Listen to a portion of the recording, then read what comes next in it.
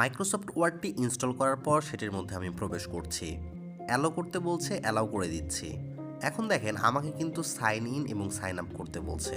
যেহেতু আমার অ্যাকাউন্ট রয়েছে মাইক্রোসফট ওয়ার্ডের, সেক্ষেত্রে আমি সাইন ইন করব। এখানে আমার ইমেলটি দিয়ে দিব। উপরে প্লাস আইকনের উপরে আমি ক্লিক করে দিচ্ছি। বুম, আপনারা দেখতে পাচ্ছেন যে মাইক্রোসফট ওয়ার্ড যেরকমটি আপনারা কম্পিউটারে দেখতে পারেন সেরকম কিন্তু দেখতে পাচ্ছি। সর্বপ্রথমে ব্ল্যাঙ্ক ডকুমেন্ট, তারপর welcome to Word, make a list, write a journal, create an outline, newsletter, তারপর হলো ফ্লায়ার, তারপর হলো paper with cover, research paper, এরকম কিন্তু অনেকগুলো পেপার আমরা দেখতে পাচ্ছি। আপনি কিন্তু যে কোনো ডিফল্ট টেমপ্লেট নিয়ে এই কাজগুলো করতে পারেন। বিজনেস পেপার দেখতে পাচ্ছি, তারপর বিজনেস ট্রিপ দেখতে পাচ্ছি, বিজনেস লেটার দেখতে পাচ্ছি। আপনি চাইলে এখান থেকে সিভিও তৈরি করে ফেলতে পারেন। আমি যদি সিভির উপরে ক্লিক করি তাহলে দেখেন সিভিটি কিন্তু এখানে ওপেন হয়ে গিয়েছে। আমি চাইলে এটি কাস্টমাইজ করে একটি সিভিতে রূপান্তর করতে পারি। আপনার যদি প্রবলেম হয় পোর্ট্রেটভাবে মোবাইল রেখে ব্যবহার করতে, তাহলে কিন্তু আপনি খুব সহজেই ল্যান্ডস্কেপ করে এটি ব্যবহার করতে পারেন। এখন আমরা একটি নতুন ডকুমেন্ট নিব এবং নতুন ডকুমেন্টটি ব্যবহার করে দেখব যে কিভাবে এটি ব্যবহার করা যায়, এটি কি কম্পিউটারের মাইক্রোসফট ওয়ার্ডের মতোই কিনা। আবার উপরে প্লাস চিহ্নতে ক্লিক করে দিয়ে ব্ল্যাঙ্ক ডকুমেন্টের উপরে ক্লিক করে দিচ্ছি। এখন আমি যে কোনো একটি লাইন লিখে নিব।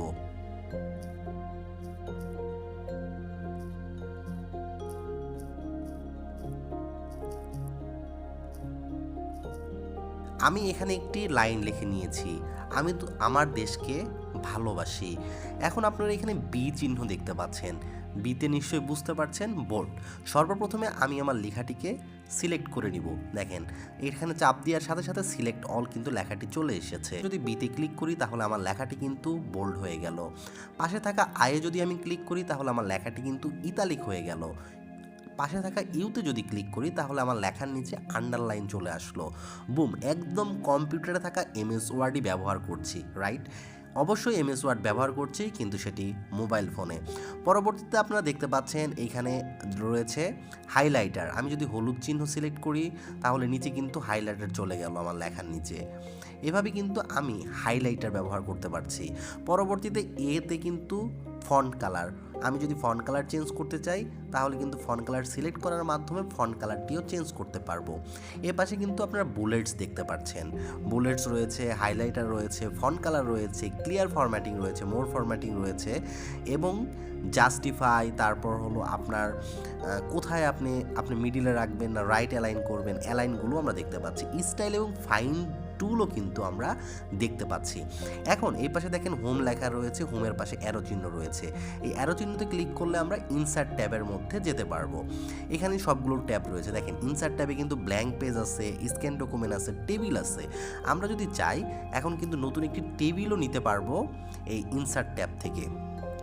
হোমে এসে ক্লিক করব, ইনসার্ট ট্যাবের উপরে ক্লিক করব, তারপর টেবিলের উপরে ক্লিক করলে কিন্তু দেখেন আমরা এখান থেকে টেবিলও নিয়ে নিতে পারছি এবং টেবিলটিকে ইনসার্ট রো করে কিন্তু টেবিলের একটি রো বাড়াতে পারবো, কলাম বাড়াতে পারবো, ডান পাশে কলাম নিতে পারবো, বাম পাশে কলাম নিতে পারবো, উপরে রো নিতে পারবো, নিচে রো নিতে পারবো। সব কিছুই কিন্তু আমরা মোবাইল দিয়ে করতে পারছি, রাইট?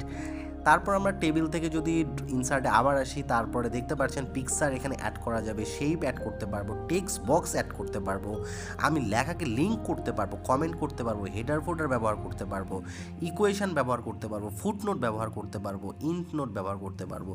মাই গড, সব কিছু কিন্তু ব্যবহার করতে পারছি।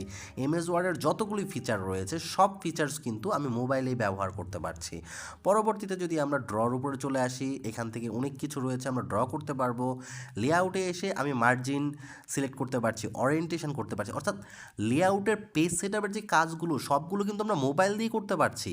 কলম রয়েছে, কলামস রয়েছে, ব্রেক রয়েছে, সাইজ রয়েছে, আমি সাইজ সিলেক্ট করতে পারবো। দেখেন letter, legal, A3, A4, A5, A4 সাইজের পেপার সিলেক্ট করে কিন্তু আমি আমার ডকুমেন্টটিকে সুন্দরভাবে প্রফেশনালভাবে রেডিও করে ফেলতে পারছি।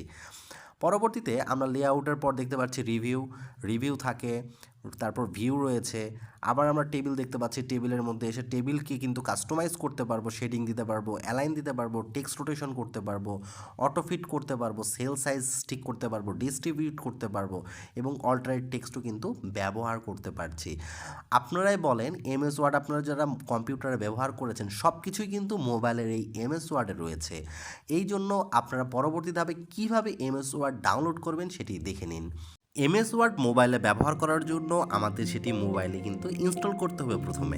তো আমরা চলেন প্লে স্টোরে চলে যাই এবং এমএস ওয়ার্ডটিকে ইনস্টল করি। সার্চের উপরে ক্লিক করে লিখব এমএস ওয়ার্ড। এমএস ওয়ার্ড লিখে সার্চ করলাম, করার পর দেখেন 2 নম্বরে 4.5 স্টার পাওয়া, 11 মিলিয়ন রিভিউ পাওয়া 85 এমবির একটি সফটওয়্যার আপনারা দেখতে পাচ্ছেন, মাইক্রোসফট ওয়ার্ড এডিট ডকুমেন্ট। এটার উপরে আমরা ক্লিক করে দিব, ইনস্টলের উপরে ক্লিক করব। এখন দেখেন এটি কিন্তু ইনস্টল হওয়া শুরু হবে, পেন্ডিং দেখাচ্ছে।